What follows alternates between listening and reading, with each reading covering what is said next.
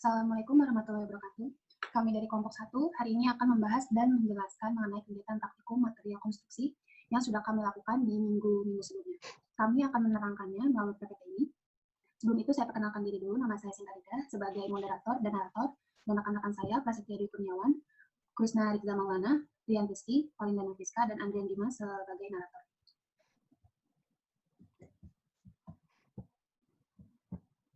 Kita mulai pembahasan kita pada hari ini dimulai dengan definisi atau pengertian dari beton yang akan dijelaskan oleh Prasetya. Oke, langsung saja. Yang definisi beton adalah campuran semen Portland atau semen hidrolis lainnya. Terdiri dari agregat halus, agregat kasar, air semen, dan bahan campuran atau admixtur. Dan dapat didefinisikan sebagai bahan yang dibentuk dari gabungan beberapa material pilihan yang tidak sejenis. Beton merupakan komponen yang sangat penting dari sebuah bangunan. Selanjutnya ada agregat. Agregat merupakan komponen beton yang paling Agregat beton adalah butiran mineral keras yang bentuknya mendekati bulat dengan ukuran butiran antara 0,063 mm sampai dengan 150 mm. Selanjutnya ada agregat kasar. Agregat kasar atau kroas agregat biasa disebut juga sebagai kerikil. Sebagai hasil disintegrasi alami dari batuan atau batuan hanya diperoleh dari industri pemecah batu dengan butiran berukuran 4,70 mm sampai 150 mm.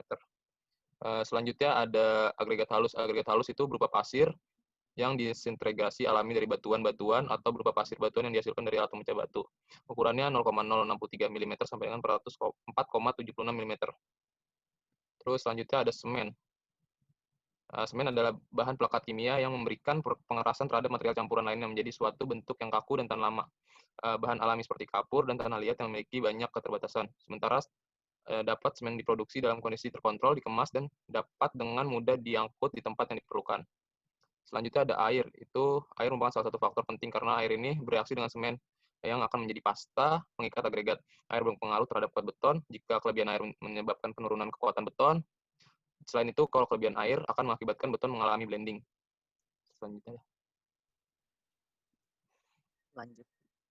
Selanjutnya terdapat metode pengujian material. Dalam metode pengujian material, terdapat pengujian berat jenis dan pengujian daya serap air.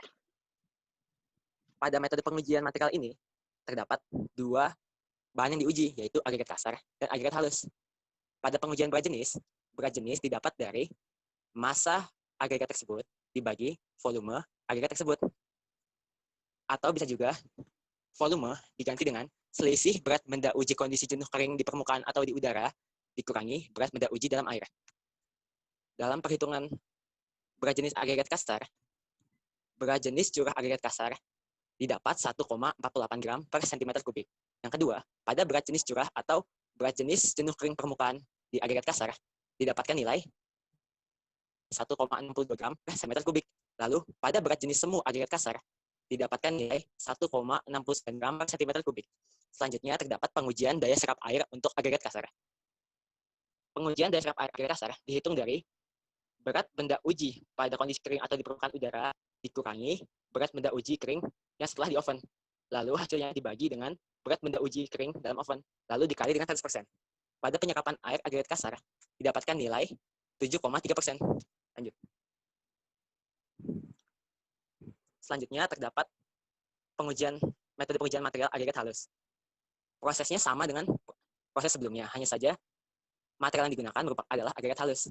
Pada berat jenis curah agregat halus didapatkan nilai 2,33 gram per cm kubik. Lalu, pada berat jenis jenuh kering permukaan agregat halus didapatkan nilai 2,5 gram per cm kubik. Lalu, pada berat jenis semu agregat halus didapatkan nilai sebesar 2,8 gram per cm kubik.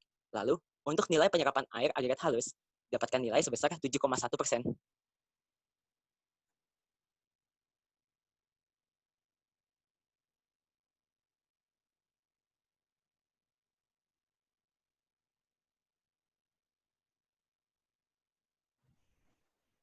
Rian, selanjutnya Rian.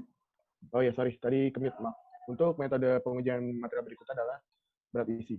Dalam percobaan menggunakan agregat dengan keadaan kering oven, dihitung dengan rumus sebagai berikut. Nah, ini untuk rumusnya. M sama dengan G min T per V, atau M sama dengan dalam kurung G min T tutup kurung dikali F. Dengan keterangan, M itu adalah berat isi agregat dalam kondisi kering oven, satuan adalah kilogram per meter kubik, G adalah berat agregat dan penakar, satuannya dalam kilogram, T adalah berat penakar itu sendiri adalah kilogram, lalu V adalah volume penakar dalam satuan meter kubik. Dalam percobaan menggunakan agregat dengan keadaan kering, permukaan dihitung dengan rumus sebagai berikut. SSD sama dengan M dalam kurung A plus A per 10.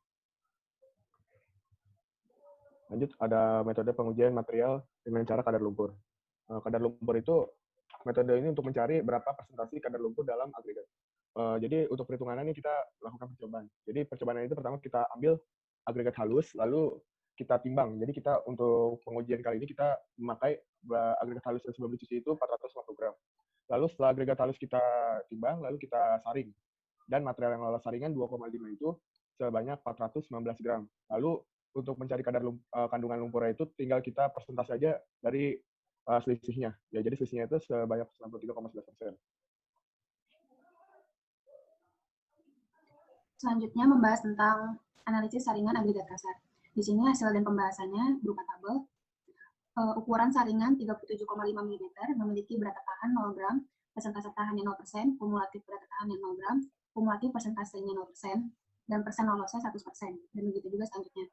Mendapatkan total keseluruhannya berat tahan 3.000, persentase tahannya 100. Angka kehalusan dari tabel, rumus ini total kumulatif atau persentase tertahan dibagi 100 dan mendapat hasilnya 6,141. Dan ini adalah grafik dari agregat kasar yang didapat dari data. Selanjutnya, analisis saringan agregat halus, lihat dari tabel di sini, total berat tertahannya 3.000, persentase tertahannya 100, angka kehalusannya 4,7845, dan ini adalah grafik dari data agregat halus yang sudah ada. Oke, ini untuk metode desainnya. Yang pertama itu ada pemilihan selam. Yang dari tabel 1, nilai selamnya itu dianjurkan sesuai RMI, yaitu yang sekitar 25 sampai 100 mm agar adonan yang dihasilkan menjadi lebih mudah dalam proses percetakannya. Terus yang kedua itu ada pemilihan ukuran besar bukti agregat maksimum, itu yang digunakan memiliki ukuran nominal maksimum 37,5 mm. Terus yang ketiga itu ada perkiraan air percampuran dan kandungan udara. Nah, ini juga sama untuk perencanaan pembuatan beton dengan kebutuhan air beton tanpa tambahan udara untuk selam 25 sampai 100 mm dengan ukuran agregat maksimum batu kaca 37,5 mm yaitu 166 kg meter kubik. Nah, yang keempat itu ada pemilihan rasio air semen atau rasio air bahan bersifat semen. Nah, ini juga ada di tabel 3. Ya. Terus sesuai ini juga perencanaan pembuatan beton untuk diketahui kekuatan beton umur 28 hari yaitu 30 MPa. Faktor air semen beton dengan tambahan udara yaitu 0,45. Terus juga ada perhitungan kadar semen. Dari rasio air semen dan kebutuhan air didapatkan hitungan kebutuhan semen dalam beton yang dengan rumus W itu 166 kg meter kubik. Terus S absennya itu 0,45. Jadi kebutuhan semen itu 166 dibagi 0,45. Jadi hasilnya 368,89 kg. Ini ada perkiraan awal berat beton tegar. Itu ukuran maksimumnya 37,5 mm dan beton tanpa tambahan udara. Nah, beton awal sebesar 2.410 kg meter kubik. Yang terakhir itu ada penentuan volume agregat yaitu sebesar 37,5. Pada pengujian analisis dengan didapatkan modulus kehalusan agregat sebesar 6,14. Maka diambil nilai FM3 sesuai dengan tabel. Jadi kasarnya itu 50%, terus yang sisanya itu volumenya 50% juga agregat halus. Lanjut. Kesimpulan. Nah, ini adalah kesimpulannya. Jadi semen itu 50,729 kg. Terus agregat kasar itu totalnya 33,493 kg. Nah, agregat halusnya itu 33 sama ya. Terus airnya itu 8.708 liter. Jadi kesimpulan pada tabel di atas merupakan desain kebutuhan volume beton 1 meter kubik. Jadi sebanyak 9 cetakan masing-masing dibagi 3 cetakan umur 7, 14, dan 28 hari. Yang semen itu 50 kilo, 729. Terus yang agregat halus itu 33,493. Terus agregat kasar itu sama juga ya. Terus yang air itu 8.708 liter. Metode pembuatan benda uji. Yang pertama ada pembuatan adukan benda uji. Pembuatan benda uji yang pertama mesin aduk diputar, masukkan air sebanyak sekitar 0,80 kali yang direncanakan. Kedua, masukkan batuan pasir dan kerikil, dan masukkan pula semen. Yang ketiga, selanjutnya masukkan air sedikit demi sedikit sampai adukan tanpa memulai konsistensi yang cukup. Yang keempat, waktu pengadukan sebaiknya tidak kurang dari 3 menit. Yang kelima, adukan beton segar kemudian dikeluarkan dari tampung dalam bejana.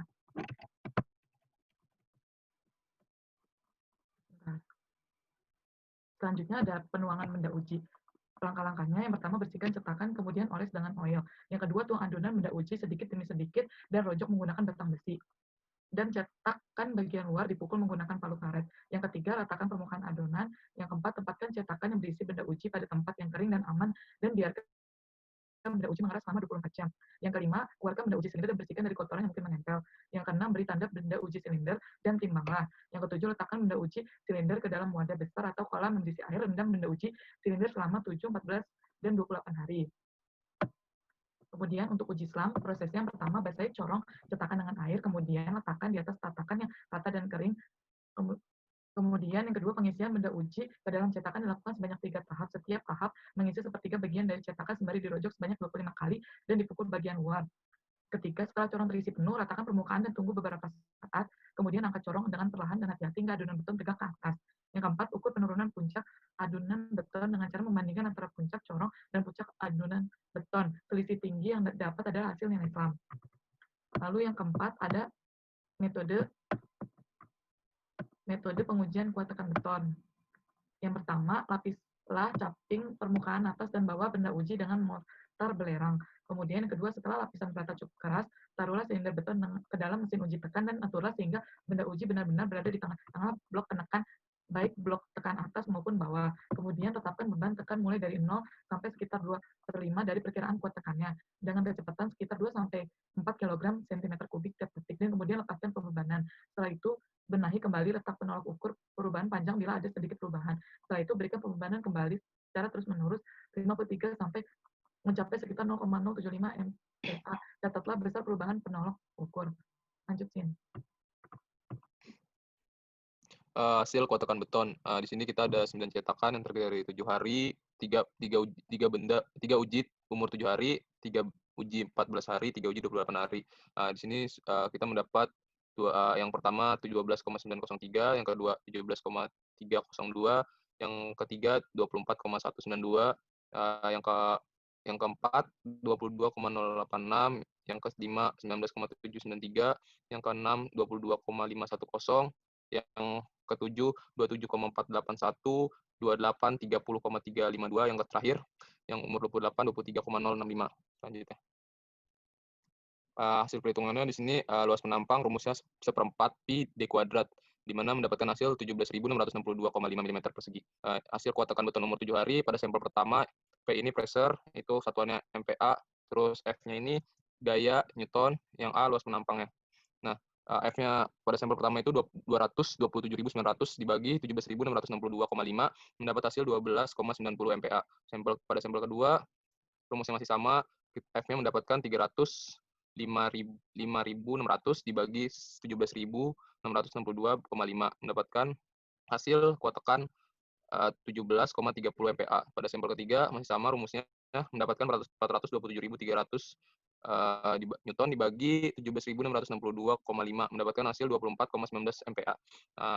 Dari rata-rata ketiga sampel tersebut mendapatkan hasil 18,13 MPa.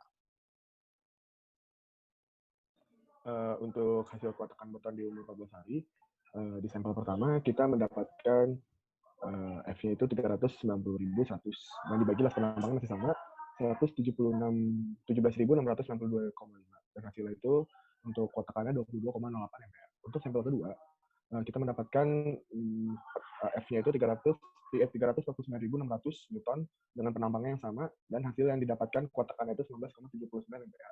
Dan untuk sampel ketiga, kita mendapatkan F-nya itu 397.600 Newton dengan luas penampang yang sama, dan kuat tekan yang kita dapatkan adalah 22,51 MPa. Dan rata-rata dari hasil 3 sampel itu, kita rata-ratakan itu dapatnya 21,46 MPa. Untuk hasil kuat tekan beton umur 28 hari, kita mendapatkan gaya tekannya itu 485.400 dengan luas penampang yang sama, dan hasil kuat tekannya itu 27,41 MPa.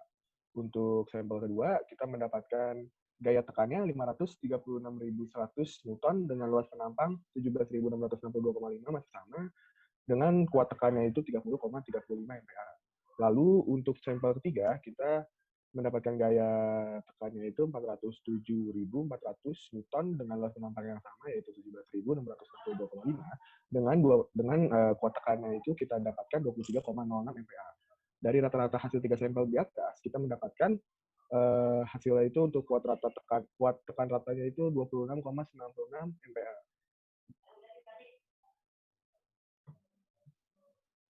Selanjutnya, terdapat grafik perbandingan kuat tekan beton umur 7, 14, dan 28 hari. Untuk grafik yang atas merupakan grafik kuat tekan masing-masing silinder beton, dan untuk grafik kedua merupakan grafik rata-rata kuat tekan silinder beton. Di sini, dari kedua grafik ini, masing-masing memiliki kesamaan, dan kesamaan tersebut ialah kuat tekan beton dari umur 7 sampai 28 hari terus mengalami peningkatan, dan terbukti bahwa kuat tekan beton mencapai kekuatan maksimal pada usia 28 hari. Lanjut ke slide berikutnya. Pada pembahasannya, berdasarkan hasil uji kuat tekan silinder beton, yang terdapat 3 sampel untuk masing-masing umur beton 7, 14, dan 28 hari. Dari hasil perhitungan beton berumur 7 hari, setelah dihitung besar rata-ratanya, terbukti bahwa kuat tekan beton kami mencapai target pada umur 7 hari, yaitu 14% dari total keseluruhan target beton. Yang kedua, pada umur 14 hari, terbukti juga bahwa rata-rata kuat tekan beton tersebut telah mencapai 40% dari total target kekuatan kuat tekan beton. Lalu, pada beton usia 28 hari,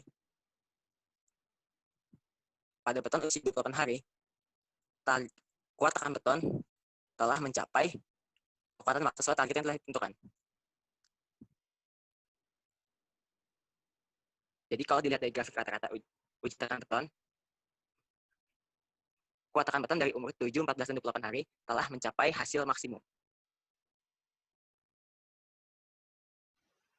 Oke, ini untuk kesimpulannya. Jadi yang pertama itu beton umur 3 hari memiliki rata-rata tekan 18,13 MPa dan rata-rata kuat tekan ini terus meningkat di usia 14 dan 28 hari, nilainya 21,46 MPa dan 26,96 MPa. Terus selanjutnya itu beton yang dihasilkan sesuai dengan perhitungan NIPS desain. Terus yang ketiga itu nilai Islam dijadikan tolak ukur apakah beton mempunyai workabilitas atau tidak, dan nilai Islam sesuai dengan ketentuan FNI. Terus yang keempat itu beton yang dihasilkan sudah mencapai target. Sarannya itu bagi yang sudah melakukan praktikum harap untuk teliti dalam perhitungan desain. Hal ini bertujuan untuk menghindari kesalahan dalam pembuatan beton. Terus juga dalam proses pencampuran beton diharapkan menggunakan mesin molen jika ingin mendapatkan hasil pengadukan yang merata. Disarankan menggunakan cara manual dengan menggunakan cangkul atau diaduk. Terus yang ketiga itu dalam proses mencetak, misalkan melakukan perojokan dengan benar agar beton yang dihasilkan merata, terus tidak berlubang juga. Terus yang keempat itu sebelum melakukan pengetesan kuat uji tekan diharapkan mengeringkan beton terlebih dahulu sehari atau 1 jam. Terima kasih. Ini ada dokumentasi dari kelompok kita. Sekian penjelasan yang kami berikan mengenai